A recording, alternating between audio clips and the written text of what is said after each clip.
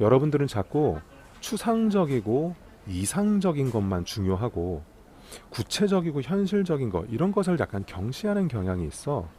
그렇지 않아. 우리가 사는 세상에는 이상적인 것도 중요하지만 현실적인 것도 중요해.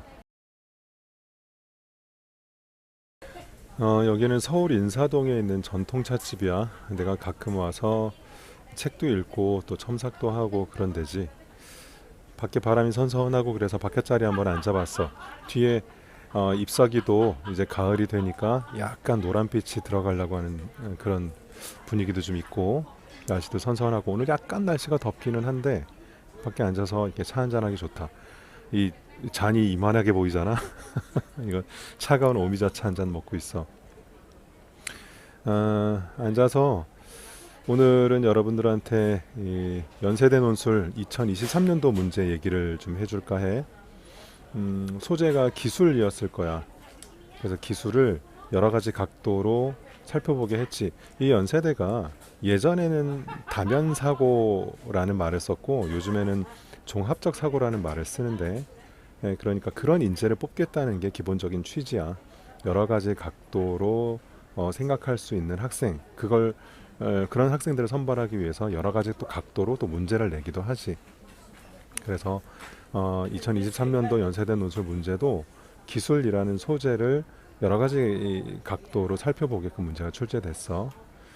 우선 1-1번 문제가 제시문 나를 가지고 제시문 가와 다를 설명해봐라 이렇게 나왔을 거야.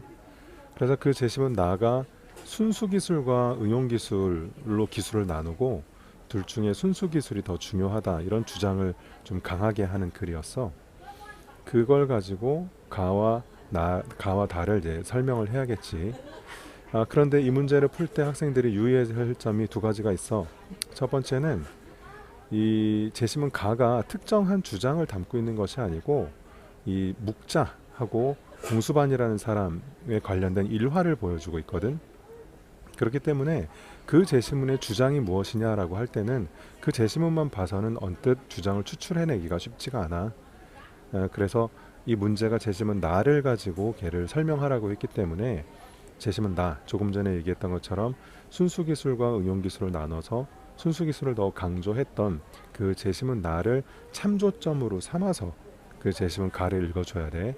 그래야 이 묵자가 말하는 것이 어떤 입장이구나, 그에 비해서 공수반은 어떤 입장이구나, 이런 것들을 좀 제대로 읽어낼 수가 있어. 항상 이렇게 논술 제시문을 읽을 때는 그 제시문 자체가 아니라 참조점이 필요하다. 많은 경우에 그것은 논제, 그리고 논제에서 요구하고 있는 다른 제시문, 이런 것이 된다는 것 하나 기억해 두고, 이 또 하나는 이 문제를 풀 때 학생들이 실수하는 경우가 이 순수기술이라는 말의 의미를 정확하게 이해하지 못할 때가 많아.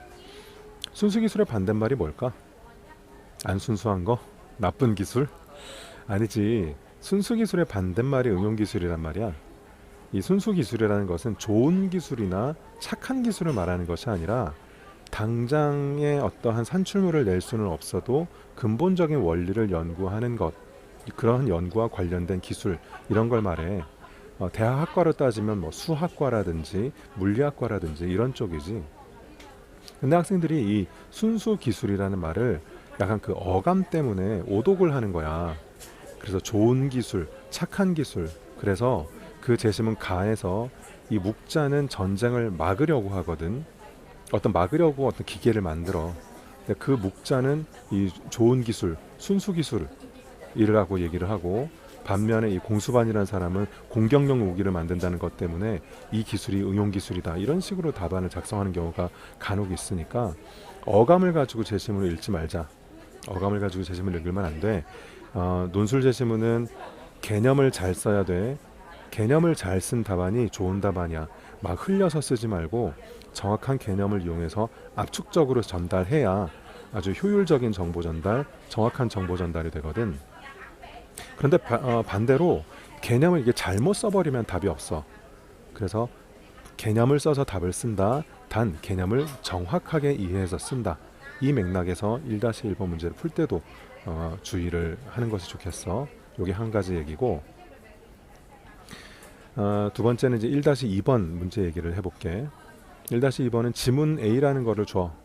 그걸 가지고 조금 전에 우리가 설명했던 대상인 제시문 가와 제시문 다를 평가해 보시오 이렇게 물어보거든. 근데 그 제시문 A가 뭐냐면 산업혁명을 설명을 하면서 산업혁명이 이러한 인간에게 장점이 있었던 반면에 또 이러한 측면에서 인간과 환경에게 여러 가지 폐해를 줬다 이렇게 얘기를 하거든. 그런데 이 제시문을 너무나 많은 학생들이 잘못 이해해서 이 답안이 어그러지는 경우가 많아. 이 지문 A가 이렇게 돼 있어. 산업혁명은 이러이러한 장점을 줬다. 하지만 이러이러한 단점도 있었다. 이렇게 말하거든. 근데 이거를 학생들이 A, but B의 구조잖아. 그러니까 but 뒤에를 이 제시문의 진짜 취지로 오해를 하는 거야. 그래서 산업혁명, 즉 기술은 나쁜 거다. 그런 취지로, 그러니까 뭔가 여러 가지 문제가 있는 거다. 이런 취지로 그 지문을 읽어버리는 거지. 이건 이해는 해. 여러분들이 왜냐하면 평소에 수능 공부를 할 때 이 짧은 시간에 긴 제시문을 읽는 여러 가지 요령을 쓰다 보니까 그러나 이런 역접 문장이 나오면 이 접속어가 나오면 별표 치고 동그라미 치고 그 뒤에를 이렇게 밑줄 쳐서 이게 이 글의 진짜 취지다. 이런 식으로 읽는 게 습관이 되어 있잖아. 그러다 보니까 이 논술 제시문에 있어서도 그렇게 읽는 거란 말이지. 그걸 이해는 해. 하지만 논술은 달라. 논술을 읽을 때는 논술적으로 읽어야 돼. 논술은 요령이 없어. 그래서 이 제시문을 읽을 때는 이 제시문 전체의 취지가 무엇일까 그것을 염두에 두고 읽어야 되고, 한 가지 팁을 주면 연세대는 아까 처음에 내가 말했던 것처럼 종합적인 사고, 다면적인 사고 이러한 학생을 선발하려고 하기 때문에 문제 자체 그리고 제시문에도 그런 다면성을 심어 놓는 경우가 많아. 그러니까 그런 것을 의식하면서 제시문을 읽으면 그런 오해를 조금 더 피할 수 있다. 이것도 같이 생각을 해두자. 2-1번 얘기를 좀 해볼까? 2-1번에서는 도표가 나왔잖아요. 라의 도표가 나오고, 그리고 이걸 바탕으로 제시문 가와 나를 평가하라 이렇게 나왔어. 그런데 이 도표를 보면 두 나라가 나와. A국과 B국이 나오는데 A국은 기초학문보다는 응용기술에 조금 더 집중하는 나라고, B국은 응용보다 기초에 조금 더 집중하는 나라거든. 근데 그 10년 동안에 나타난 결과가 조금 다르게 나와.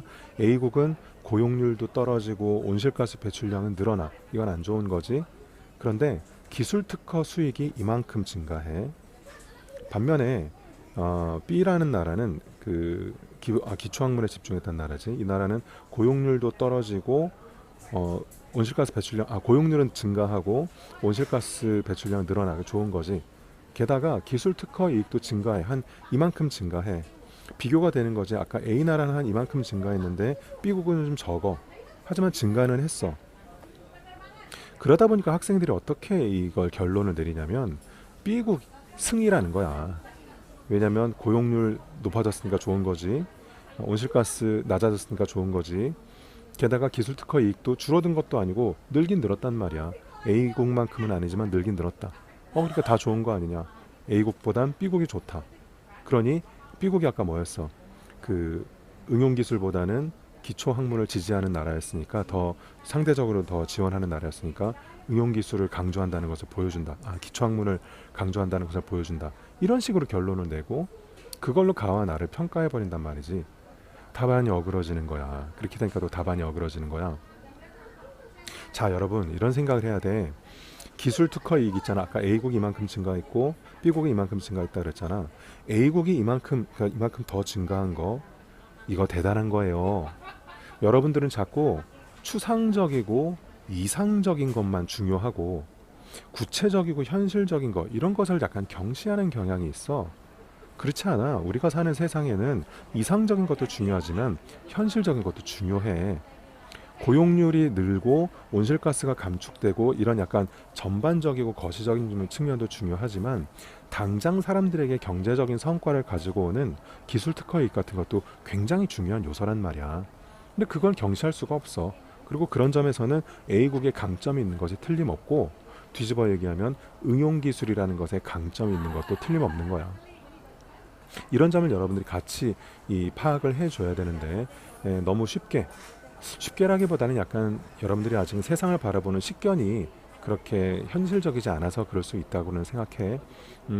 적어도 이건 가진 기억해두자. 우리 조금 전 문제에 대해서 얘기할 때도 얘기했잖아. 연세대학교는 다면적인 문제를 구성을 하는 경우들이 많으니까 그런 측면에서 이 도표를 볼 때도 너무 단면적으로 보지 말고 여기에도 혹시 다양한 요소가 섞여 있지 않을까? 이런 관심을 가지면서 도표를 볼 필요가 있다는 것도 같이 기억을 해뒀으면 좋겠어. 이거 한 번만 먹을게.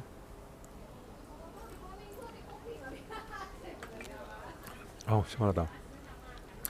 2-2번 마지막으로 얘기해보자. 2-2번 문제는 그 수리논술 문제인데 10년 동안에 어떤 이 A라는 나라와 B라는 나라의 정부가 이제 기술의 지원 금액을 주잖아. 그 10년간 지원금을 계산하라는 문제였어. 자, 이 문제를 가장 쉽게 풀이하는 방법은 뭐 학생들마다 차이가 있으니까 조금 그래도 일반적으로 많이 풀 수 있는 방법은 수열을 이용하는 거야. 그리고 대학 그 자료에도 있듯이 적분을 사용할 수도 있고 또 우리가 흔히 말하는 노가다식 풀이라고 하는 일일이 숫자 집어넣어서 그걸 다 더해도 그것도 답을 구할 수는 있어. 그리고 그것도 대학 자료에 공개되어 있어요. 그러니까 이게 뭘 말해주는 거냐면 수리논술에는 정답은 하나지만 거기 도달할 수 있는 길은 여러 가지가 있을 수 있는 거야. 그런데 학생들은 문제를 풀 때 되게 고민을 많이 한다. 마치 이 과정에도 정답이 있는 것처럼 생각해. 그래서 이렇게 해야 되나 저렇게 해야 되나 자신 없게 시간을 보내는 경우들이 되게 많은데 그럴 필요 없어. 자기가 딱 이렇게 한번 해보겠다라고 해서 밀고 나가면 돼. 답을 도출할 수 있으면 제일 좋은 방법이야. 그게 좋은 방법이야. 대학 자료에서도 보여준단 말이야. 여러 가지 가능성이 다 있다. 정답은 하나지만 도달한 경로는 여러 가지고 그러니 여러분들이 자신 있게 해. 자신 있게. 내가 선택한 방법으로 끝까지 밀어붙여서 답 도출하고 그 과정만 충실하게 보여주면 돼. 그 과정을 자기가 안다고 해서 남이 아는 건 아니니까 과정을 친절하게 보여줘야 되지만 어떠한 풀이법을 선택하더라도 답만 낼 수 있다면 좋은 방법이다.